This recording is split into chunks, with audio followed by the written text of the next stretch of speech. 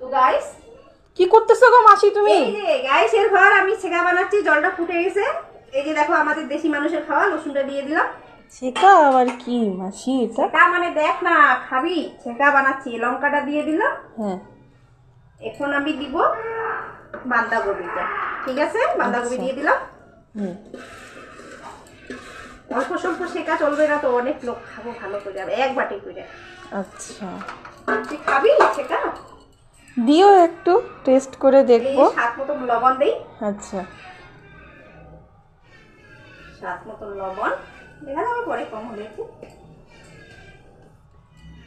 তারপরে আবার এখানে দেখতেছি এখানে কি এটা শুটকি মাছ মনে এটা হচ্ছে। আলু দিয়ে ভাজা হবে রে, ছেঁকাতে তো স্যুপটা লাগবে। ভোলা মাছের স্যুপটা আলু দিয়ে হ্যাঁ। ভাজা। এই যে আমি স্বাদ মতন সোডা দিলাম, খাওয়ার সোডা। আচ্ছা আচ্ছা আচ্ছা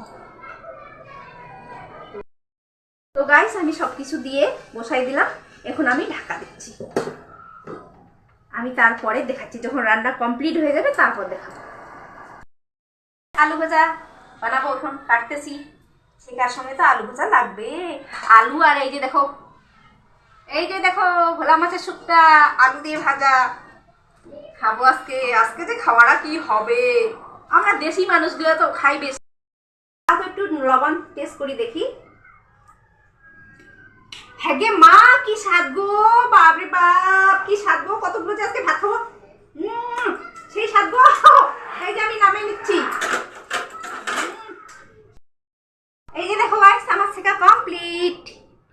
9টার সময় খাবো। আবার হবে শুটকি মাছ আলু দিয়ে ভাজা। কত যে খাবো গো! আমরা দেশি খাই বেশি, সবাই তো জানো।